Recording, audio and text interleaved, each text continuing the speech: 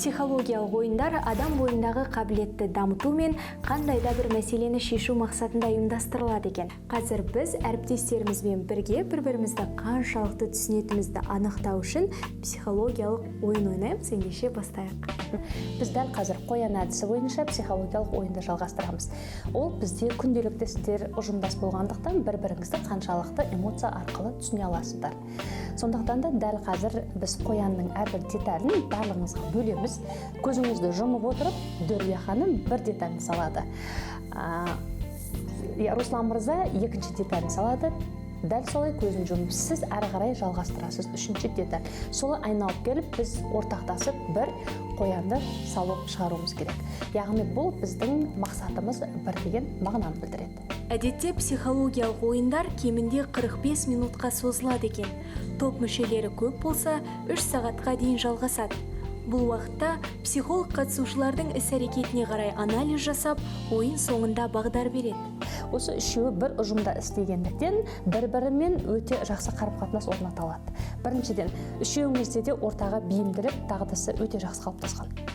Тез бейімделе аласыз және бір-біріңіздің эмоцияңызды тез игере аласыз. Ол қабылдау процесі дейді. Психологиялық ойынның түрі көп. Маман адамның мәселесіне қарай ойын ұйымдастырады. Бүгін психолог Бақытгүл Манасова таңғы студия көрермендеріне балалардың қалауын түсінуге бағытталған бақытты отбасы ойынын ұсынды. Сол бала өзіне қандай қарым-қатынас жасайды, күнделікті не сұрайды, не талап етеді, соны баладан сұрайды. Көрдіңіз бе? Сол кезде баланың ата-ана рөліндегі жауабы. Бұл жерде нені аңғаруға болады? Бала ата-ананың рөліне өтеді, ата-ана баланың рөліне өтеді. Бала рөліндегі оны күнделікті сұрағын мысалға маған мынау қажет. Көрдіңіз бе? Сол кезде ол ата-ана ретінде сен менің орнымда қазір менің сұрағаныма жауап бер дейді. Көрдіңіз бе? Ол нені білдіреді? Егер бала ата-ананың рөлінде тұрып, ата-анасына бала рөліндегі ата-анаға жауап беретін болса, демек ол баланың ата-анадан күткен қалауы. Алпауыт компаниялардан бастап, кішігірім бизнес жүргізетін адамдар да психологиялық ойын өткізу үшін мамандардың көмегіне жүгінеді екен. Психологтар қызметкердің бойындағы қабілетті дамытып, ойын өткізу арқылы өмірде кездесетін түрлі мәселелердің шешу жолын табуға көмектеседі. Ойындардың драмалық түрі бар, рөлдік, сюжеттік және жұптық түрлері бар.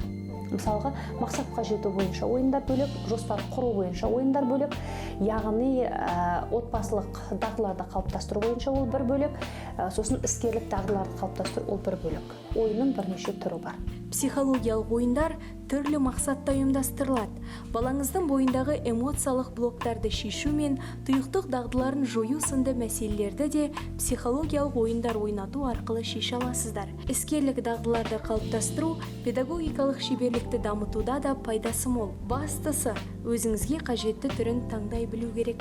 Пайдасы өте зор, тұлғаны жан-жақты даму үшін, өзін тану үшін, өзінің дағдыларын қалыптастыру үшін және қасиет қабілеттерін арттыру үшін. Өйткені адамның мүмкіндігі шексіз зор. Бірақ әр адам өзінің саласына, өзінің мақсатына, бағытына қарай таңдай білу керек.